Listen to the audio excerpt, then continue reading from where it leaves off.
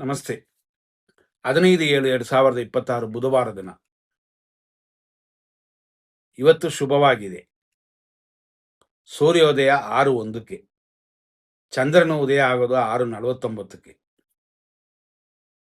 ಪ್ರಥಮೆ ತಿಥಿ ಇವತ್ತಿದೆ 11:50 ಮಧ್ಯಾಹ್ನದವರೆಗೂ, ಅಂದರೆ ಬೆಳಗ್ಗೆವರೆಗೂ.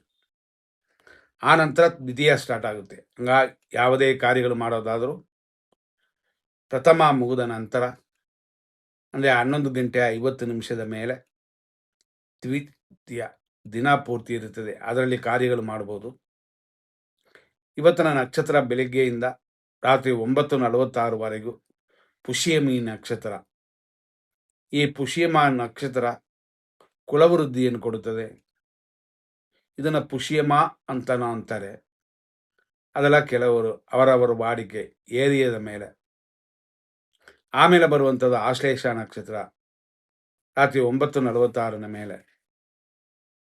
ಮಹಾರಿಷ್ಟ ಅಂತ ಇರೋದರಿಂದ ಆರೋಗ್ಯದಲ್ಲಿ ಕ್ಷೀಣಿಸಿರುವವರು ಸರಿಯಾಗಿ ಔಷಧಿ ಊಟನ ಸೇವಿಸಬೇಕಾಗುತ್ತದೆ, ತೊಂದರೆಗಳಿಂದ ತಪ್ಪೋಕೆ.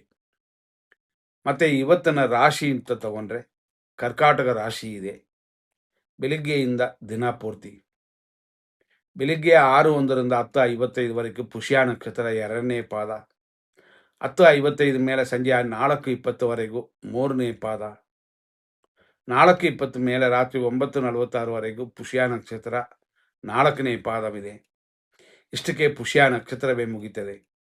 ರಾತ್ರಿ 9:46 ಮೇಲೆ 3:15ವರೆಗೂ ಆಶ್ಲೇಷ ನಕ್ಷತ್ರ 1ನೇ ಪಾದ, ರಾತ್ರಿ 3:15 ಮೇಲೆ ಆಶ್ಲೇಷ ನಕ್ಷತ್ರ 2ನೇ ಪಾದವಿದೆ. ಈ ರೀತಿಯಾದ ಇವತ್ತಿನ ದಿನದಲ್ಲಿ ಅಭಿಜಿತ್ ಮುಹೂರ್ತ ಇವತ್ತಿಲ್ಲ.